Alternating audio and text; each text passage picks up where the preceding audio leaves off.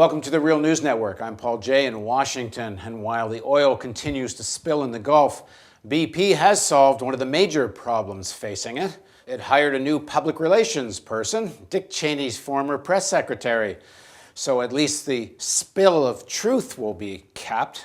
To talk to us more about the oil spill of truth is James Boyce. He joins us from Amherst, Massachusetts. He directs the environmental program at the Perry Institute there and teaches economics at the university. Thanks for joining us, James.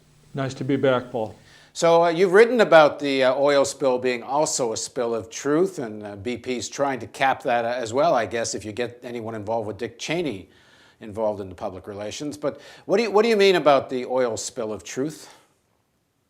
Well, there are times in human history when truths that have been hidden from us or that we've hidden from ourselves become very clear. And this is one of those times. What the disaster in the Gulf has made very clear are the real costs of continuing to depend on fossil fuels as our primary source of energy. You know, we have relied now for generations on what in retrospect will look like a very primitive technology for fueling our economy. And that technology has basically been about digging poisonous substances out from under the Earth's surface and burning them. That's the way we've been getting our energy. And it's time we started getting energy in a new and a better way, a way that's clean and safe. The oil spill in the Gulf is the latest message that tells us that that time has come. It's a wake-up call for all of us, and my hope is that this will finally spur us into taking the kinds of actions we need to see to have a clean and safe energy future for our children.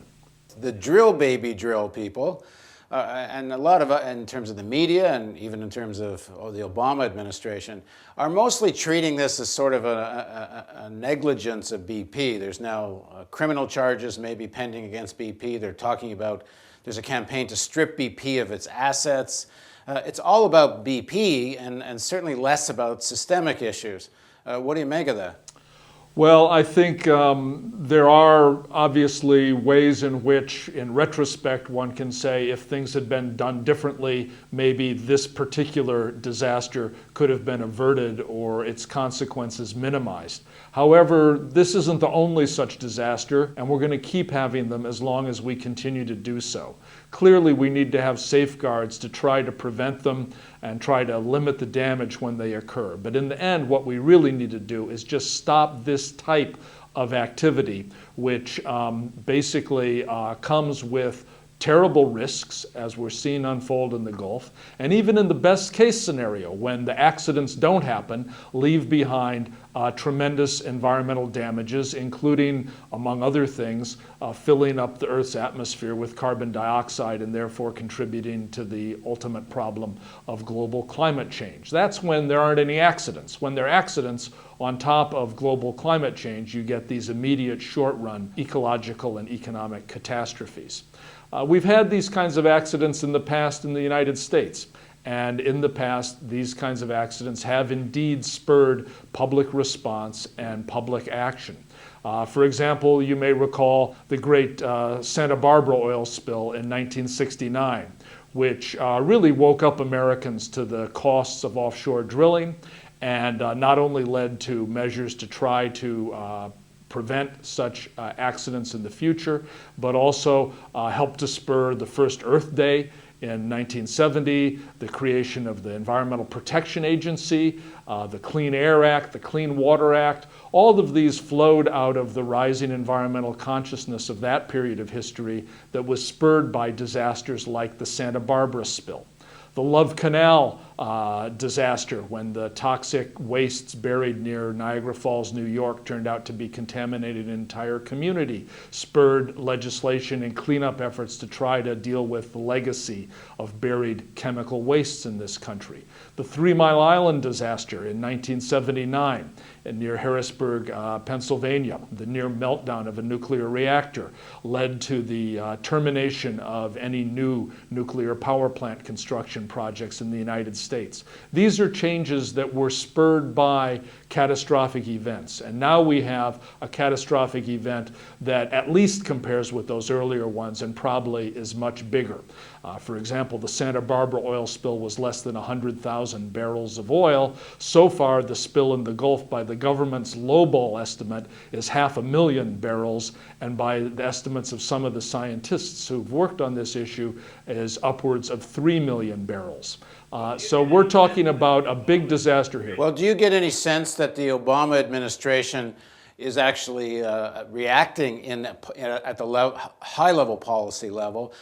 Before this Gulf spill, Obama believed in clean coal and had a coal strategy in place, and perhaps more importantly, had joined the drill baby drill people and had an offshore drilling strategy in place as a critical part of U.S. energy policy. Well, I think the Obama administration has, in this as many respects, engaged in something of a balancing act. On the one hand, as a candidate and even as president, Barack Obama has understood and spoken about and advocated for a transition to a clean energy economy. However, at the same time, I think the administration, like the Democratic Party in general, has really tried to accommodate the interests of the oil, coal, and electric power lobbies in Washington, and therefore the policies that they have actually implemented have been rather weak and have tended to go rather slow in terms of spurring the transition to a clean energy economy.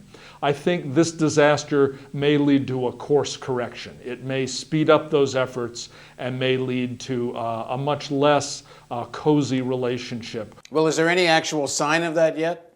Well, if you listen to the speech that Obama gave yesterday at Carnegie Mellon, he talked about rolling back the subsidies for the fossil fuel industry, which the federal government has lavished upon it for decades now. That seems to me to be one good starting point towards changing the direction of our energy policies. At a minimum, we shouldn't be subsidizing, continuing this primitive strategy for energy production.